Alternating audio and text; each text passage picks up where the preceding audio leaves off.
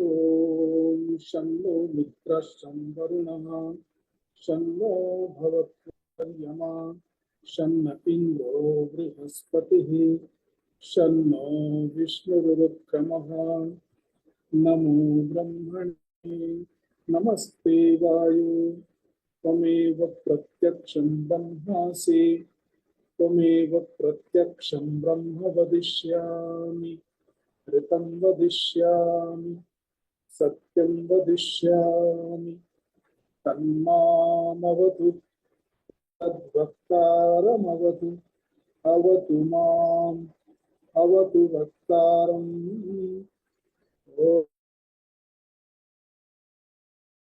शान्तिः शान्तिः। ॐ नमो ब्रह्मादिभ्यो ब्रह्म विद्या संप्रदाय कर्तृभ्यो वंशर्षिभ्यो महद्भ्यो नमो गुरुभ्यः। सर्वोपप्लवरहितः प्रज्ञानघनः प्रत्यगर्थो ब्रह्मैवाहमस्मि ब्रह्मैवाहमस्मि। शङ्करं शङ्कराचार्यं केशवं बादरायणं सूत्रभाष्यकृतौ वन्दे भगवन्तौ पुनः पुनः। ईश्वरो गुरुरात्मेति मूर्तिभेदविभागिने व्योमवद्व्याप्तदेहाय दक्षिणामूर्तये नमः।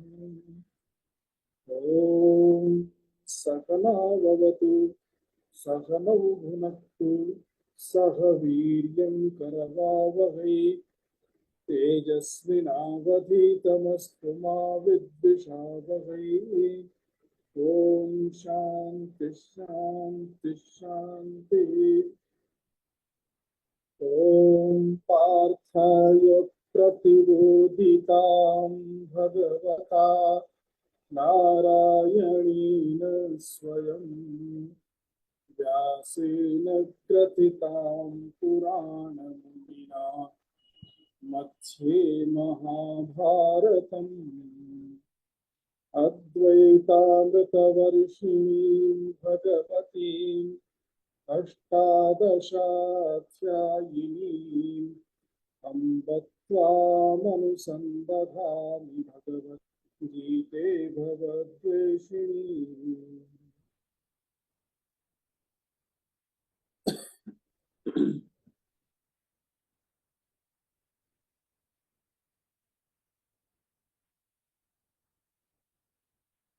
24वें श्लोक से थोड़ा उच्चारण का अभ्यास करेंगे। आप लोग मेरे पीछे मेरे बाद में बोलिएगा। संजय उवाच संजय उवाच। सभी लोग अनम्यूट हो जाइए अगर परिस्थिति सही है तो। ज्यादा आवाज है तो फिर आप अनम्यूट नहीं बोलिए। एवमुक्तो ऋषिकेशः एवमुक्तो ऋषिकेशो गुडाकेशेन भारत सेनयोरुभयोर्मध्ये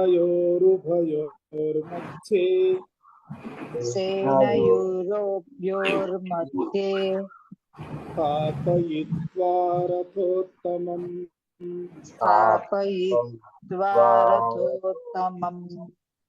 भीष्मद्रोणप्रमुखतः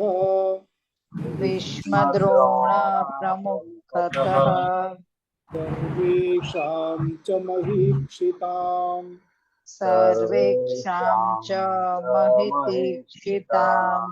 उवाच पार्थ पश्यैतान् समवेतान् कुरुनिति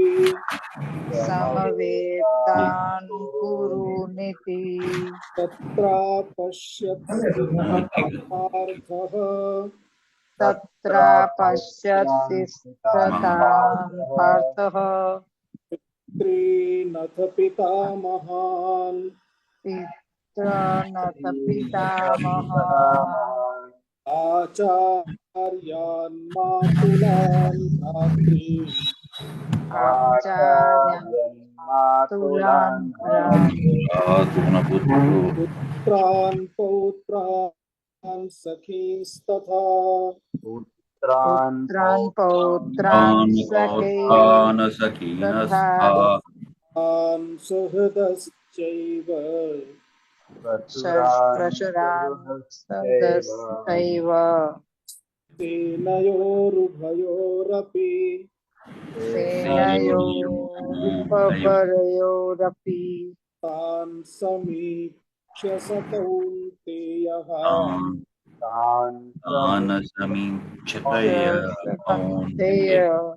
सर्वान् बन्धूनवस्थितान् सर्वान् बन्धूनवस्थितान् कृपया परयाविष्टो कृपया परयाविष्टो विषेदन्निदमब्रवीत् विषीदन्निदब्रवीत् अर्जुन उवाच अर्जुन उवाच दृष्ट्वेमं स्वजनं कृष्ण द्रष्ट्वेमं स्वजनं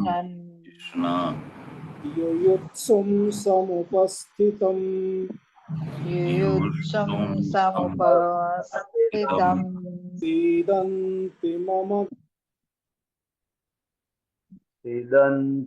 इति मम गात्राणि मुखं च परिशुष्यते मुखं च परिशुष्यते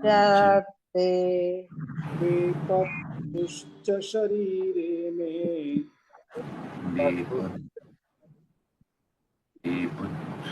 रोमहर्षजायते रोमहर्षयते गाण्डीवं स्रंसते हस्तात् गाण्डीवं संस्तमेत त्वच्चैव परिदह्यते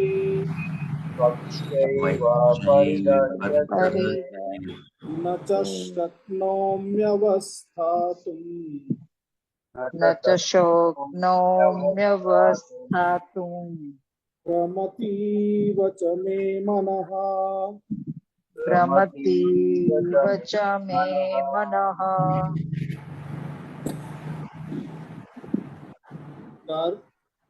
पिछले सत्र में हमने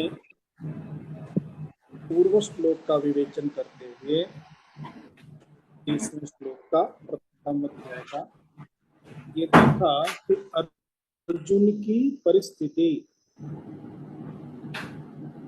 अपने सभी बांधवों को गुरुजनों को देख करके अर्जुन की परिस्थिति ऐसी हो गई उसका शरीर कांपने लगा,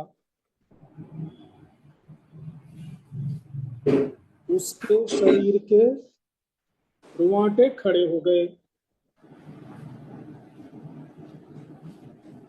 और हाथ पांव इस तरह से कांप रहे थे कि हाथ में पकड़ा हुआ उसका गांडीव धनुष भी धीरे धीरे छूटने लगा, सरकने लगा। पूरे शरीर में एक प्रकार का अनुताप अनुभव हुआ, माने शोक संतप्त से, दुख से शरीर एकदम से उष्णावान हो जाता है, गर्म हो जाता है, ऐसे शरीर की स्थिति बन गई। परिणामतः अर्जुन क्या बोल रहा है, देखिए ऐसी मेरी स्थिति हो गई है कि मुझसे अब खड़ा नहीं रहा जा रहा है। न च शक्नोमि अवस्थातुम्, मुझे ऐसा लग रहा है जैसे चक्कर आ रहा हो। भ्रमति इव च मे मनः, अर्थात भ्रमति इव, ऐसा लग रहा है जैसे मुझे चक्कर आने लगा है।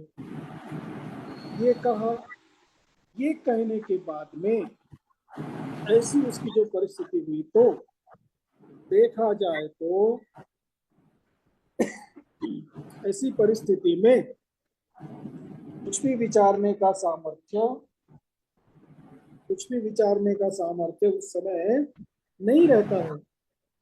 लेकिन फिर भी अर्जुन एक साहसी है, इसलिए उसे कुछ तो विचार आ रहे हैं।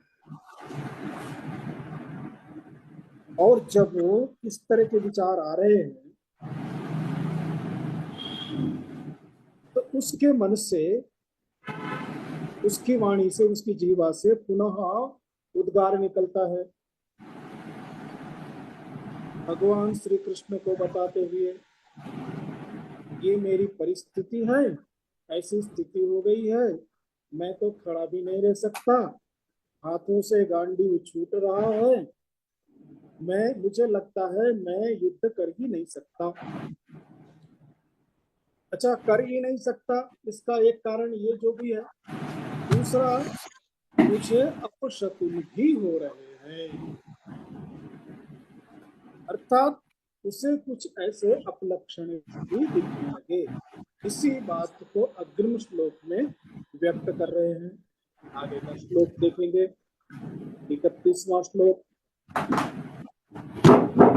निमित्तानि च पश्यामि,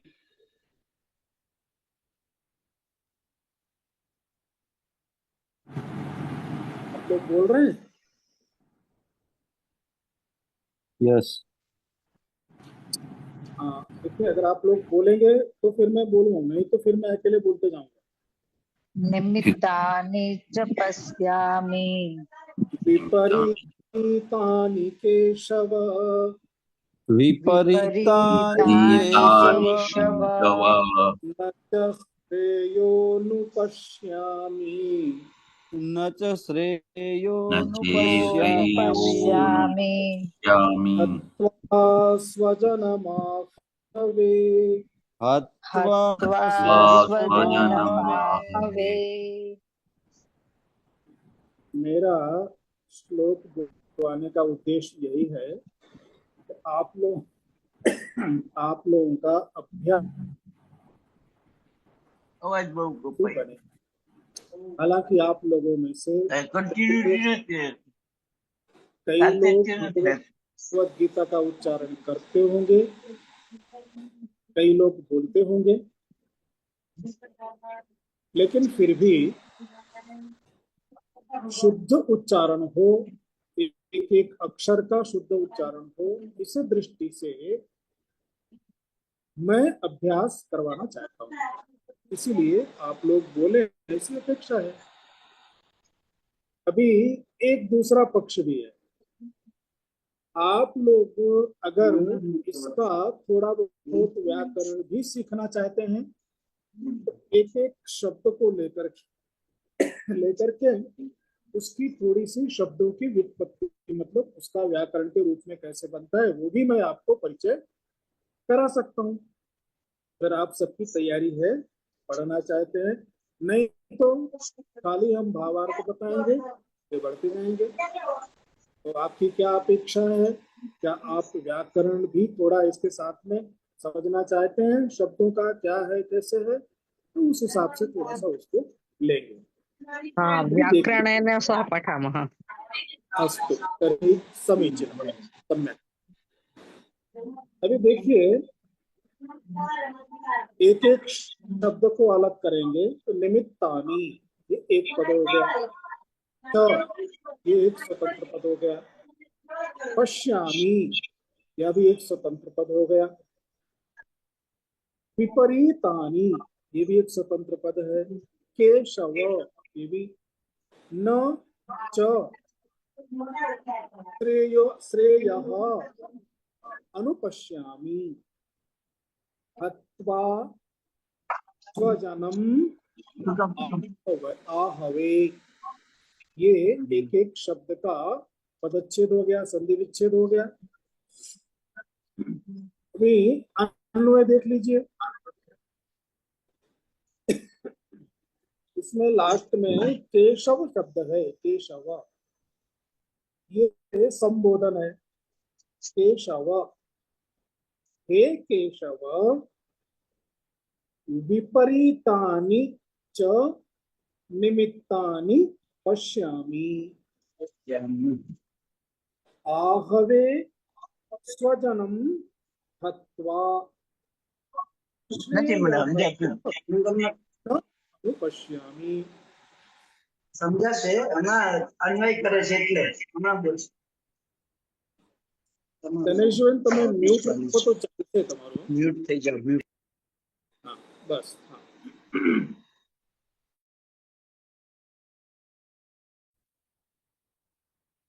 अन्वय જોયા બાદ એક એક શબ્દ તેનો અર્થ સમજી લઈએ। પેલા કેશવ, કેશવ એક કેશવ અકારાંત શબ્દ છે અને સંબોધન એક વચન સંબોધનમાં છે, હે केशव। अकारांत शब्द अर्थात जैसे राम शब्द है, रामः रामो रामाः, वैसे केशवः केशवो केशवाः, इस प्रकार से इसका शब्द चलेगा। और केशव भगवान श्री कृष्ण के लिए संबोधन है। संबोधन में कहा हे केशव, हे केशव अर्थात हे कृष्ण। विपरीतानि च, ये जो विपरीतानि शब्द है, ये शब्द निमित्तानि के लिए विशेषण है। निमित्त का मतलब होता है शकुन, और विपरीतानि निमित्तानि, इसका अर्थ हुआ विपरीत शकुन अर्थात अपशकुन। और जो चकार है, उस चकार का संदर्भ होता है पूर्व श्लोक के साथ, क्योंकि पूर्व श्लोक में अर्जुन ने कहा कि मेरी ये हालत हो गई है, मैं खड़ा भी नहीं रह सकता, मुझे चक्कर सा आने लगा है, पूरे शरीर में कंपन हो रहा है, शरीर पूरा गर्म हो गया है, गांडीव भी हाथ से छूट रहा है।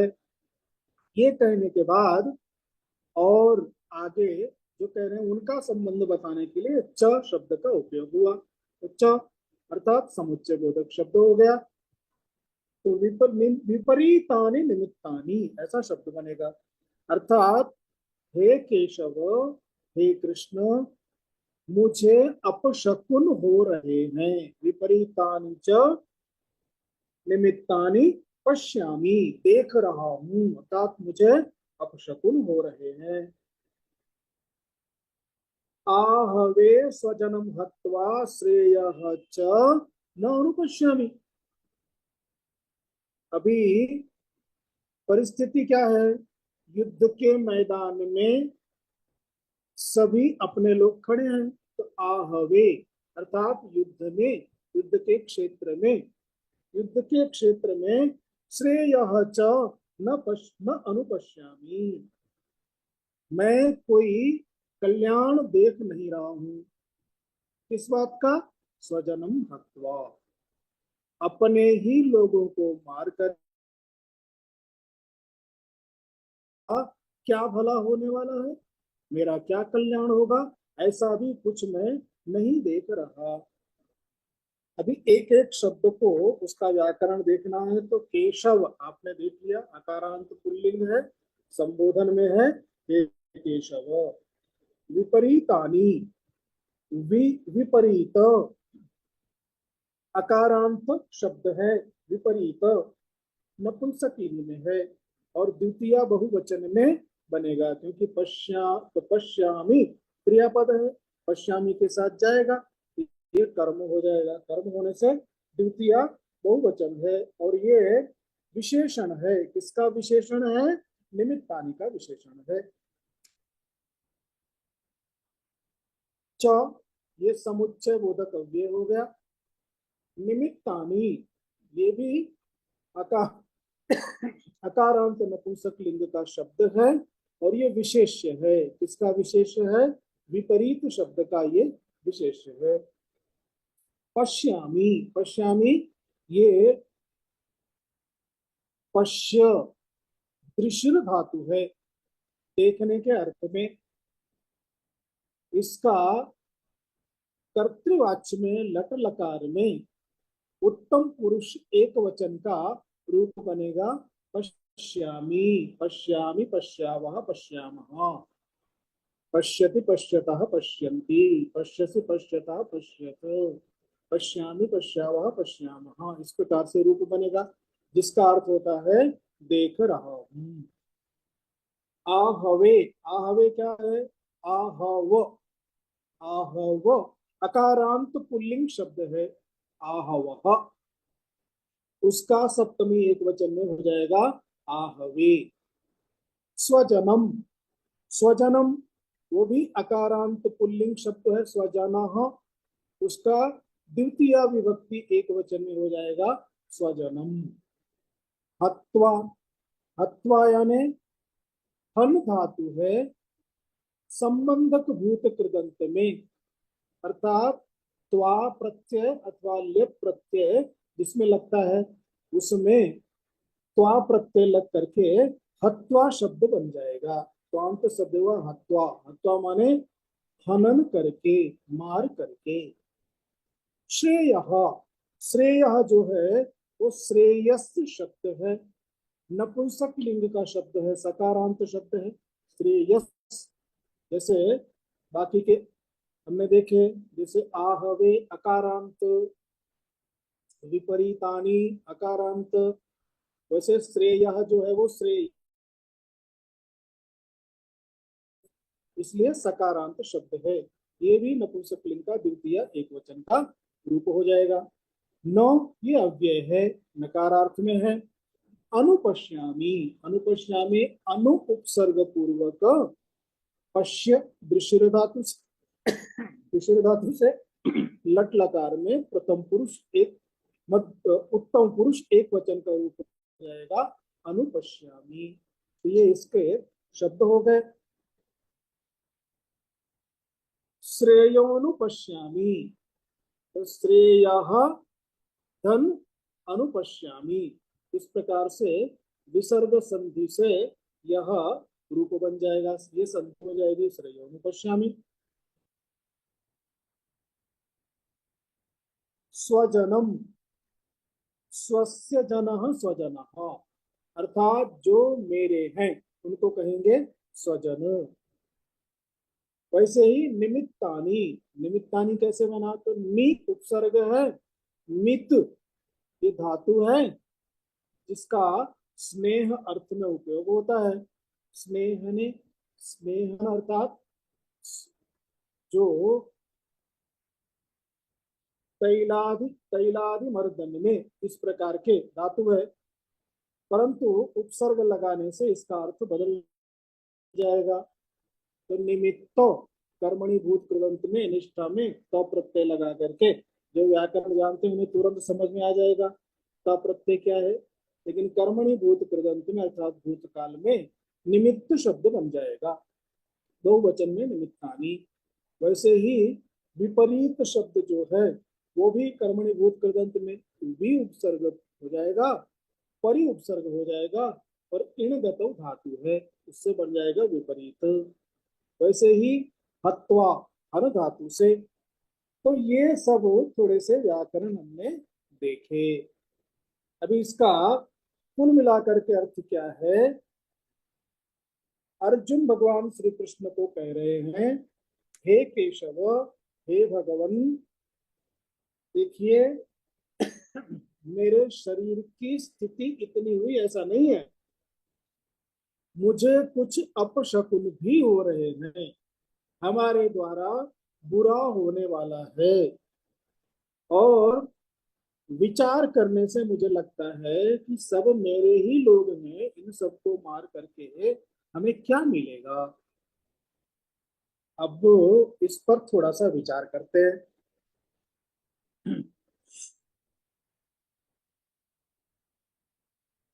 देखो, विचार करते समय जब हम कुछ सोचते हैं, अगर हम क्रोधित होकर के विचार करेंगे तो विचार सही सही दिशा में नहीं हो पाएगा। वैसे ही अगर हम किसी व्यक्ति के आकर्षण में आकर के उसके मोह में पड़ करके अगर हम विचार करेंगे तो उस व्यक्ति के गुण दोष हमें दिखाई नहीं देंगे। उसमें जो दोष होंगे उनको हम देखेंगे नहीं और दोष को भी गुण मान लेंगे। ऐसी स्थिति बन जाएगी। इसे कहते हैं मोहग्रस्त स्थिति में विचार करना। अभी अर्जुन जब ये कह रहा है, अभी तक युद्ध के क्षेत्र में मैदान में आ जाने के बाद अब युद्ध में खड़े हो गए हैं, युद्ध करने के लिए तैयार हो गए हैं। ऐसी परिस्थिति में अगर मन में इस तरह के भाव आए तो उस भाव का कारण क्या है? एकमात्र मूढ़ता, यानी मोह का आना। मोह के कारण, मोह में पड़ जाने के कारण अभी उन्हें सब कुछ उल्टा पुल्टा दिखाई देने लगा है। तो जब कोई भी मोहित व्यक्ति हो तो मोहित व्यक्ति जब विचार करता है तब उसका विचार भी मोहग्रस्त हो जाता है। ये हमारे लिए एक बोध पाठ है। जब कभी भी हम विचार करते हैं तो उस समय तटस्थ होकर के विचार करना चाहिए। अभी ऐसी परिस्थिति में क्या चाहिए? ऐसी परिस्थिति में जो हमारा हितेच्छु हो, आचार्य हो, घर के बड़े बुजुर्ग हो, कोई पढ़ा लिखा व्यक्ति हो, पंडित हो, शिक्षक हो, ऐसे व्यक्ति से हमें विमर्श करना चाहिए। ऐसी परिस्थिति में हमें क्या करना है और वो हमें योग्य मार्ग बता सकते हैं। अभी यहाँ पर अर्जुन भी यद्यपि मोहग्रस्त है लेकिन फिर भी उसने अपने मन के भाव को भगवान श्री कृष्ण के सामने, हालांकि उसने अभी भगवान श्री कृष्ण को गुरु नहीं बनाया है, अभी तो मित्र के रूप में ही देख रहा है, गुरु तो आगे बनाएंगे, लेकिन मित्र के रूप में भी मेरे हितेच्छु, मेरे पथ प्रदर्शक, मार्गदर्शक तो है ही है। इस प्रकार से भगवान श्री कृष्ण के सामने अपनी अवस्था को रख रहे हैं। अभी मोहग्रस्त अवस्था में धर्म अधर्म दिखेगा नहीं। जहां अधर्म हो रहा है वहां भी वो धर्म देखने लगेगा, और जहां धर्म है वहां उससे भी अपना नुकसान होगा ऐसा मान करके तो अधर्म में धर्म, धर्म में अधर्म, ऐसे उसकी दृष्टि बन जाती है। परिणामतः अभी अर्जुन जैसा जो व्यक्ति यहाँ पर है वह, क्योंकि एक विचारवान व्यक्ति है तो वो यहाँ पर भी हालांकि मोह से देख रहा है लेकिन उसे कुछ एक गुण धर्म यहाँ दिख रहे हैं। हालांकि मोह स्थिति है, मोहित है, इसलिए दिखने वाले गुण धर्म यहाँ पर अभी अस्थान है, लेकिन फिर भी क्योंकि वैचारिक व्यक्ति है, पढ़ा लिखा है, शास्त्रों को जानता है, और ऐसी परिस्थिति में उसे कुछ वहां पर गुण धर्म दिख रहे हैं। उन गुण धर्मों का दर्शन हम आगे के श्लोक में देख सकते हैं।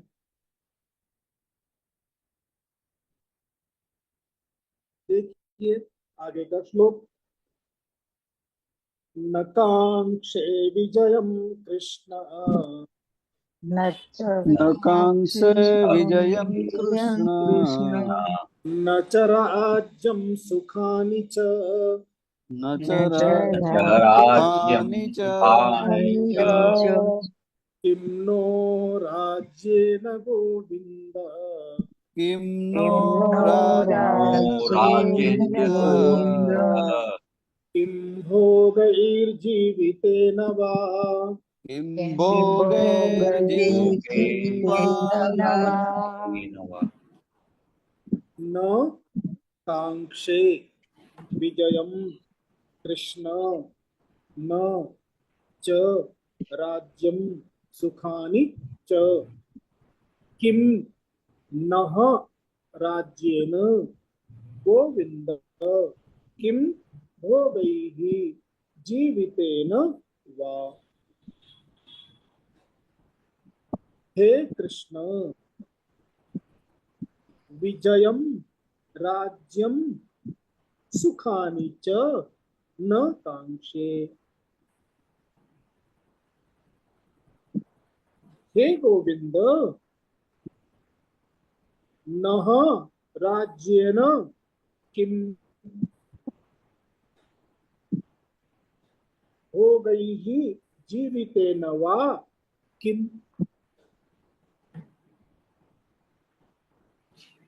इस तरह से अन्वय कर सकते हैं, या किम को एक बार लेकर के एक बार में भी अन्वय जोड़ सकते हैं।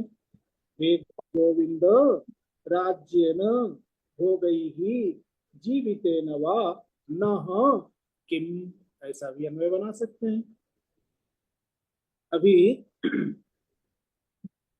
कृष्ण भगवान श्री कृष्ण के लिए संबोधन है। हे कृष्ण,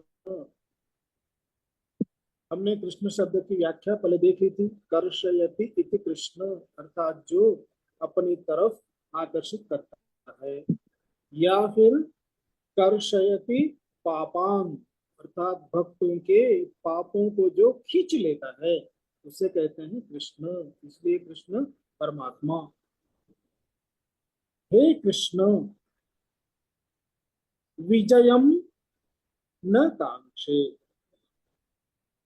विजयम राज्यम सुखानि च, अर्थात हे कृष्ण, न विजयम कांक्षे न राज्यम कांक्षे न सुखानि कांक्षे। मुझे विजय की भी कांक्षा नहीं है, कांक्षा है ना इच्छा, आकांक्षा नहीं है। न च राज्यम, और न च राज्य की राज्यं भी मुझे कांक्षा नहीं है। न च न च सुखानि, सुखानि मैं तो स्वभाव से तपस्वी हूँ, मुझे तो सुख की भी आकांक्षा नहीं है। अगर मुझे किसी चीज की कामना नहीं है, मुझे सुख की कामना नहीं है कि मैं राजसी सुख का भोग करूं, मुझे राज्य प्राप्ति की कामना नहीं है, तो फिर मुझे युद्ध करके विजय क्या करना है, मुझे उसकी भी कामना नहीं है। अगर किसी चीज की कामना नहीं है तो हे गोविंद, राज्य न किम न हो, तो हमारे लिए इस राज्य का क्या प्रयोजन है। जब हमें ये सब चाहिए नहीं तो इस राज्य का हमारे लिए प्रयोजन ही क्या है। किम हो गई, और अगर राज्य को जीत भी लिया और बहुत सारा सुख मिल भी गया तो क्या हो जाएगा, उससे हमें क्या मिल जाएगा। उससे न तो मोक्ष मिल जाएगा, न तो और न ही परमात्मा की प्राप्ति हो जाएगी। किम हो गई, और फिर इस प्रकार से अर्थात युद्ध करके अपने सभी लोगों को मारकर, जो विरोध पक्ष में है उन्हें मारकर, जो हमारे पक्ष में उन्हें मरवा कर, और फिर अगर राज्य मिल भी गया तो उस राज्य का भोग हम क्या करें। कहते हैं ना कि ये तो रोटी है, तो ऐसी रोटी से भी क्या भूख मिटाएंगे। और इस प्रकार का भोग सबको मार करके हम क्या भोग भोगेंगे, हम कहां से सुखी रहेंगे, हमें क्या सुख मिलेगा।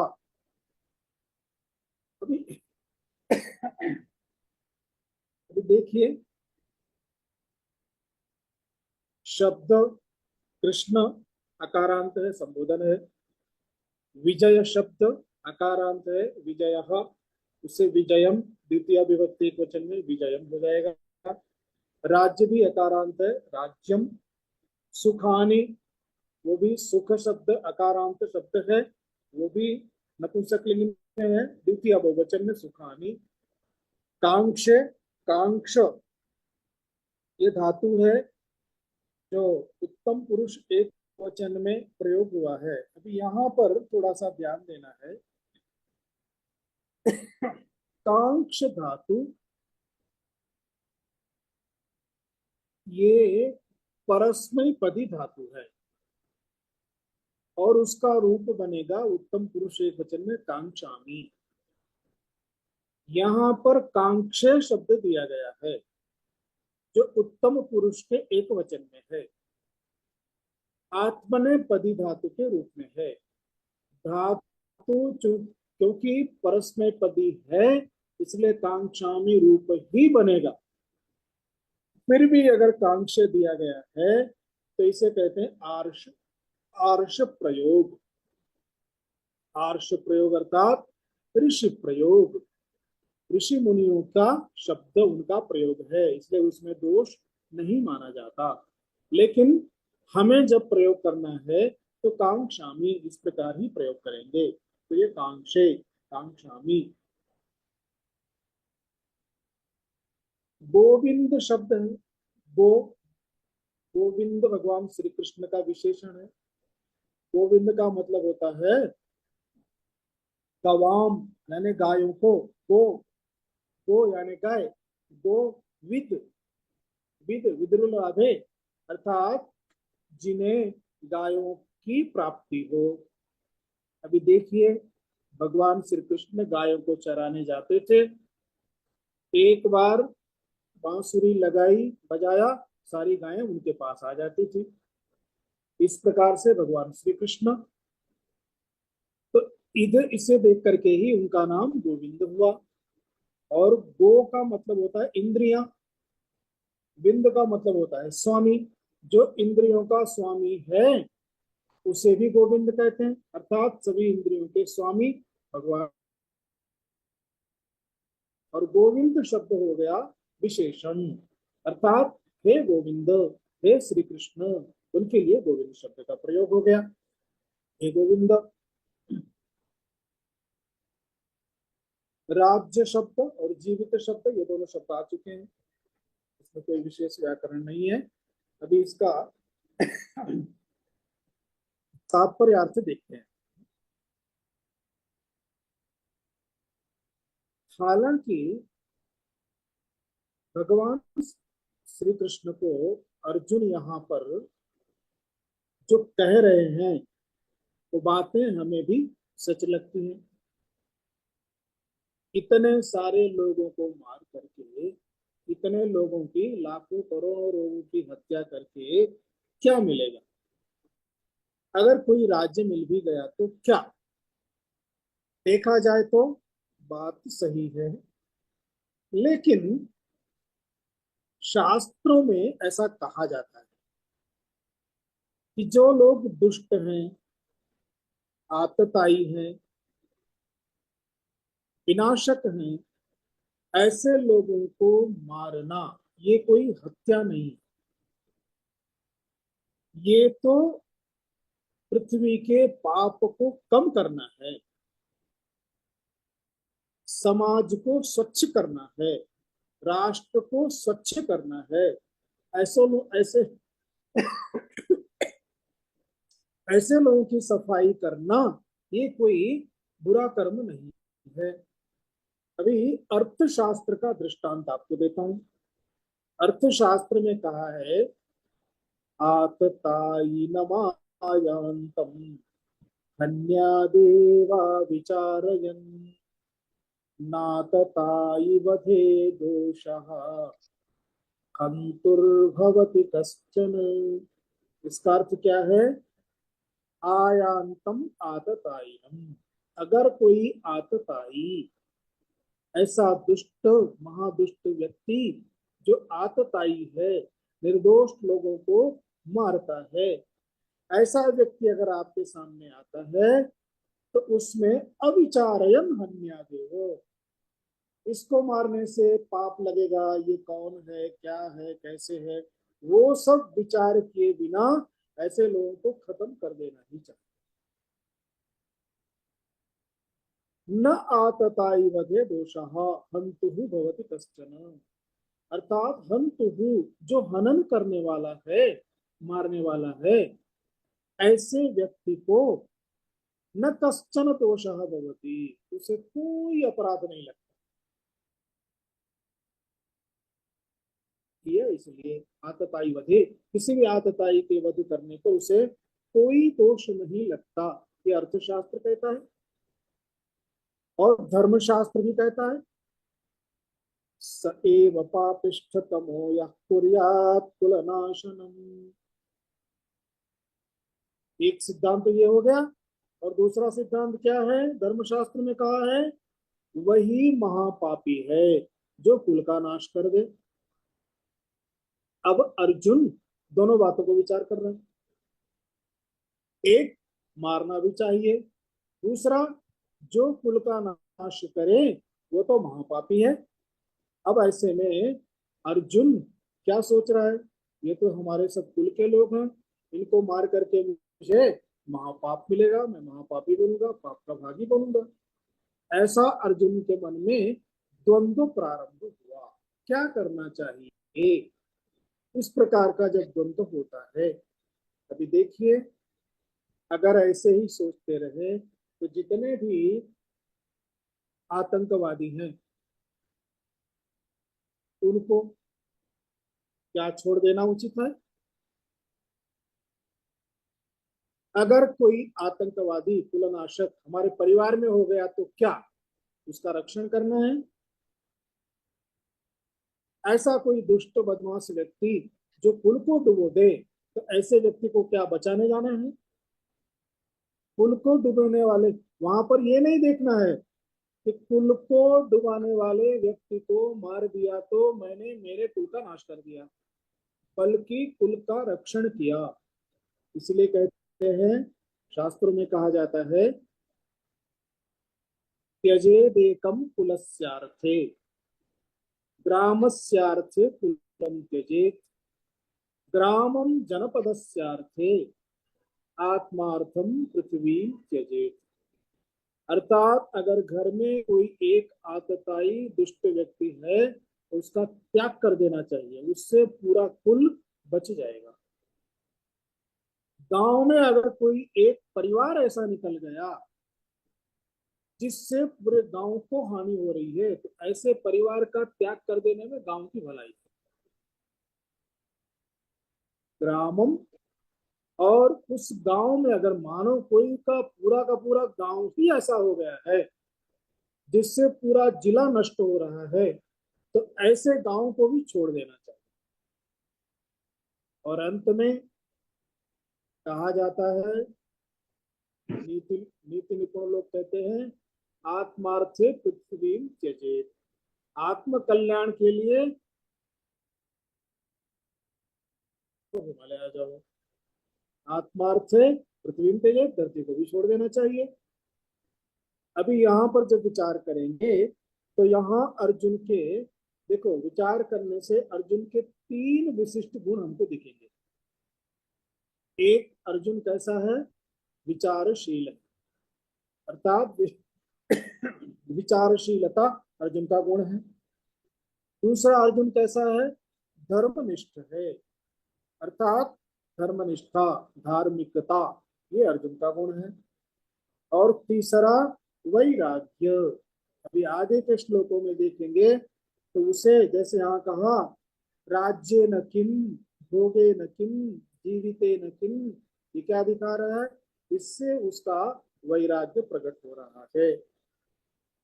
फिर इतना ही नहीं, इस लोक और परलोक दोनों का वैराग्य आपको देखने को मिलेगा उसमें। ये वैराग्य, ये चीजें हमें इसमें दिखने को मिलती हैं। एक, अर्जुन विचार करने वाला है, विचार कर रहा है। दूसरा, वो धार्मिक है, उसकी धर्मनिष्ठा है। इसके विपरीत दुर्योधन इत्यादि न तो कुछ विचार करने वाले हैं, अगर विचार करेंगे तो कैसे सामने वाले को खत्म करना, पांडवों को कैसे खत्म करना, कैसे उन्हें राज्य से बाहर करना, यही विचार करेंगे। किसी का कल्याण हित ऐसा विचार उनके मन में नहीं आता है, उसे विचारशील नहीं कहते, उसे तो स्वार्थी कहते हैं। ये विचारशील होना। और धार्मिकता, धर्म, उसे जिसके मन में धर्म दिख रहा है, झलक रहा है ऐसा, और वैराग्य तो है ही। अभी देखिए किस प्रकार का वैराग्य उसको उसके मन में दिख रहा है, इसके लिए आगे का श्लोक लेते हैं। 33वां श्लोक।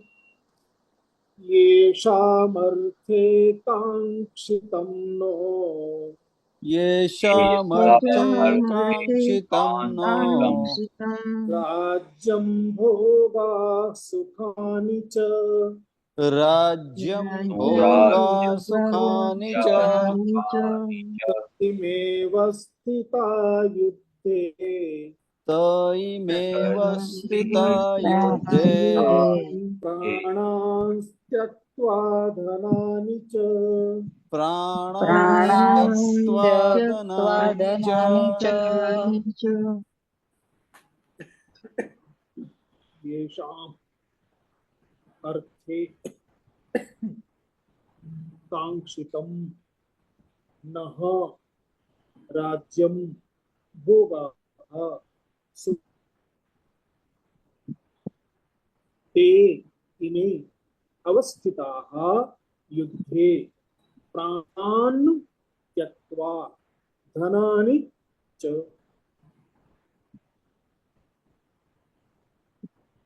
येषाम् अर्थे राज्यं भोगाः सुखानि च कांक्षितम, ये अन्वय हो गया। ते इमे, अभी दूसरे श्लोक के साथ में भी इसका अन्वय जाएगा, लेकिन दूसरे श्लोक को अभी हम छोड़ देंगे, बाद में देखेंगे। वित्ते इमे प्राणान धनानि च त्यक्त्वा युद्धे अवस्थिताः, ये अन्वय हो गया। अर्जुन कह रहा है ये शाम, ये शाम, ये यत् शब्द का षष्ठी बहुवचन शब्द है। यत् सर्वनाम, सर्वनाम का षष्ठी बहुवचन है ये शाम। ये शाम अर्थात जिनके, अर्थे अर्थात जिनके लिए, ये शाम अर्थे जिनके लिए, राज्यम कांक्षितम अर्थात हमने राज्य की आकांक्षा करी। अभी किसके लिए राज्यम कांक्षितम? खाली पुत्र पौत्र ही राज्य करेंगे ऐसा नहीं है, सिर्फ राज्य, उनके राज्य करने के लिए राज्य चाहिए ऐसा नहीं है। किसी भी राजा को अपने राज्य की प्रजा के हित का कार्य करने के लिए राज्य चाहिए, यही शास्त्र सिद्धांत है। अभी दुर्योधन के राज्य में पूरी प्रजा दुखी है, प्रजा दुख से संतप्त है, न्याय प्रजा पर हो नहीं रहा है। जो अपने हैं उनको देख रहे हैं, जो अपने नहीं हैं उनको सुना भी नहीं जा रहा है, और जो लगता है कि हमारे विरोध में है उसे मार दिया जा रहा है। तो ऐसा राज्य और इस तरह का राजा, तो ऐसा राजा राज्य का क्या करेगा, जिस राज्य का भला न हो सके। इसलिए क्या करना है, हमें प्रजा का हित करना है। अभी हमारे नेता लोग भी क्या कहते हैं, हम सबका भला करना चाहते हैं, हम गरीबी हटाना चाहते हैं, हम सबको सबके परिवार में हम समृद्धि लाना चाहते हैं।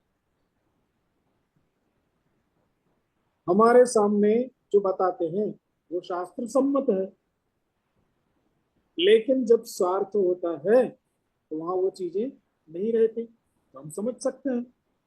यहाँ अर्जुन का तात्पर्य क्या है कि जिस प्रजा के सुख के लिए जो हमारे भाई बंधु जंगल में भटक रहे हैं, जिनके लिए हमने राज्य की कामना करी, राज्यम कांक्षितम, जो लोग सुखी से रहें, सुख का भोग करें, ऐसे भोग की कामना करी, सुख से रहें ऐसे सुख की कामना करी। राज्यम भोगाः सुखानि च येषाम् अर्थे कांक्षितम, हमने जिनके लिए कामना की वो सब प्राणान धनानि च त्यक्त्वा, अपना सब कुछ, परिवार सारा छोड़ करके युद्ध के मैदान में खड़े हैं। युद्ध के मैदान में खड़े अर्थात यहाँ पर मरने के लिए तैयार है, मरने के लिए आ गए, तो प्राणों को भी अर्पण कर दिया। प्राणान धनानि सर्वम त्यक्त्वा, सब कुछ छोड़ करके वो सब तो यहाँ युद्ध के मैदान में खड़े हैं। यहाँ युद्ध के मैदान में केवल अर्जुन ही नहीं है, अर्जुन का भी पुत्र है। यहाँ युद्ध के मैदान में केवल युधिष्ठिर ही नहीं है, युधिष्ठिर का भी पुत्र है, पांचों पांडवों के पुत्र हैं, अर्जुन के दोनों पुत्र हैं, अभिमन्यु भी युद्ध में है, सभी पुत्र हैं। और इतना ही नहीं, इनके सगे संबंधी जो है वो और उनके भी पुत्र पौत्र आदि, ऐसे जो युद्ध में युद्ध करने के योग्य हैं, सभी तो मैदान में खड़े हैं। ऐसे सब लोग अपने प्राणों को, प्राणान त्यक्त्वा माने प्राणों को हाथ में लेकर के निकले हैं। ये सब तो युद्ध के मैदान में खड़े हैं, अर्थात जिनके लिए हमने सुख की कामना करी वो सब तो यहाँ पर खड़े हुए हैं। अभी दूसरा श्लोक भी देख लीजिए तो उसका अर्थ एक साथ मिल जाएगा। कौन कौन लोग खड़े हैं? आचार्य पितरः पुत्राः आचार्यान्तरः पुत्राः तथैव च पितामहाः तथैव च पितामहाः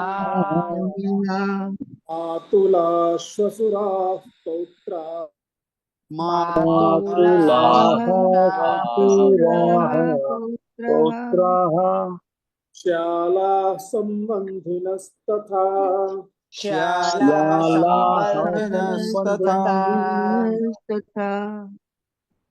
एक एक शब्द यहाँ पर अलग ही है, सिर्फ एक ही शब्द में संधि है, संबंधिनः तथा पुत्राः तथा एव, दो ही संधि वाले शब्द हैं। तो आचार्याः माने सब अपने धन को, प्राण को हाथ में लेकर के जो इस युद्ध के मैदान में खड़े हैं, कौन कौन है? आचार्याः सभी गुरुजन हैं, पितरः सभी पिता लोग, पिता पितामह सभी, पुत्राः अर्थात पुत्र, तथा च पितामहः और पितामह भी हैं,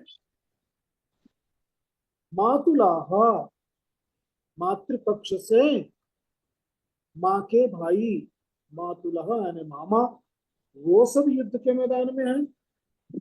श्वशुराः अर्थात पत्नी के परिवार के लोग, श्वशुर सिर्फ ससुर ही नहीं, श्यालाः अर्थात पत्नी के भाई भी, पौत्राः और इतना ही नहीं, जो बड़ी उम्र के हैं ऐसे लोगों के पुत्र भी यहाँ पर उपस्थित हैं, पौत्राः।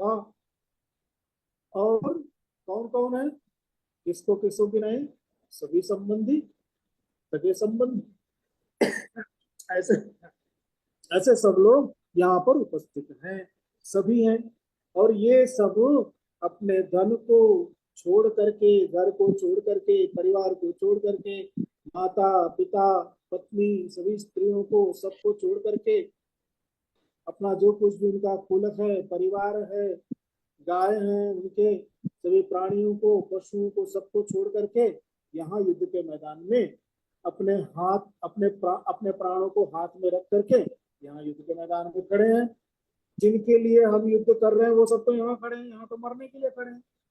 तो क्या होगा, क्या मिलेगा इस राज्य से? अगर हम जीत भी गए इतना नुकसान करके, तो क्या फायदा है, क्या होगा? इस प्रकार कहना है। अभी देखिए, ये जो शब्द हैं, इन शब्दों से भी अर्जुन की उदारता प्रकट हो रही है। वो यहाँ पर सिर्फ अपने पुत्र पौत्र मामा और ससुर की बात नहीं कर रहा है, सामने जो विरोध पक्ष में खड़े हैं उन कहाँ कहाँ है? सामने। आचार्य कहाँ है? सामने है। ये सभी तो सामने है। मामा, खुद का मामा शल्य कहाँ है? सामने है। तो सामने भी खुद के सगे संबंधी सभी अपने ही तो हैं। इस प्रकार का विचार करना, यह अर्जुन का ये जो विचार है, ये विचार, ये उसकी उदारता को दर्शाता है, अर्थात उसके निष्काम भाव को यहाँ पर प्रकट कर रहा है। अभी इसके विपरीत दुर्योधन कैसा है? दुर्योधन, इसने क्या कहा? याद करिए, मदर्थे त्यक्त जीविता। ये सभी युद्ध के मैदान में यहाँ पर जो खड़े हैं, ये मदर्थे त्यक्त जीविता, अर्थात मेरे लिए अपने प्राणों को हाथ में लेकर के खड़े। एक तो वो कह रहा है ये सब मेरे लिए मरने के लिए यहाँ पर त्यक्त जीविता, अर्थात प्राणों को छोड़ करके मरने के लिए तैयार है यहाँ पे खड़े। ये दुर्योधन का भाव है। और अर्जुन का भाव क्या है? ऐसे राज्य को लेकर के हम क्या करेंगे, ऐसा विजय लेकर के हम क्या करेंगे जहां पर ये सब जिनके लिए हम ये कर रहे हैं, ये सारा युद्ध हो रहा है, वो सब तो युद्ध के मैदान में है। तो ये दोनों के भाव का अंतर हम देख सकते हैं। तो ये अंतर है। दुर्योधन का विचार है मदर्थे त्यक्त जीविता, और अर्जुन का विचार है येषाम अर्थे राज्यम भोगाः सुखानि च कांक्षितम् ते अत्र प्राणान् धनानि च त्यक्त्वा अवस्थिताः। अर्थात वो सब यहाँ, तो ये दोनों के विचार का अंतर हम यहाँ पर देख सकते हैं। अभी एक शब्द आया संबंधिनः। संबंधी शब्द कैसे होता है? संबंधी का मतलब होता है जो अच्छी तरह से सम उपसर्ग पूर्वक बंध धातु से जो अच्छी तरह से बांध करके रखे, उसे कहते हैं संबंधी।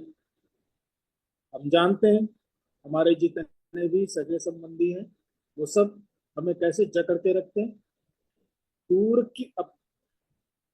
के सगे संबंधी भी जकड़ के रखते हैं।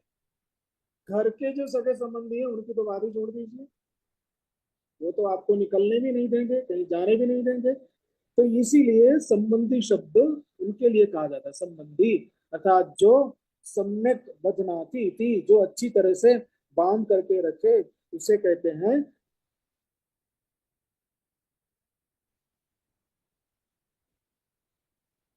बाकी का बाद में देखेंगे।